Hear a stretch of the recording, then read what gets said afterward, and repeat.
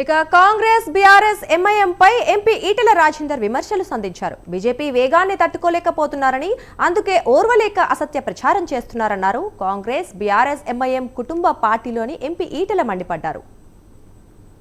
ఇక్కడ భయమవుతుందంటే భారతీయ జనతా పార్టీ వేగాన్ని తట్టుకోలేకపోతున్నాం. భారతీయ జనతా పార్టీకి ప్రజల్లో పెరుగుతున్న ఆదరణ చూసి ఓర్వలేని తనంతో ఇవాళ మీది కొట్లాడుకుంటున్నాను. కానీ లోపల మాత్రం అందరూ ఒకటే ఉన్నారు. నేను విజ్ఞప్తి చేస్తా ఉన్నా, ఇక్కడ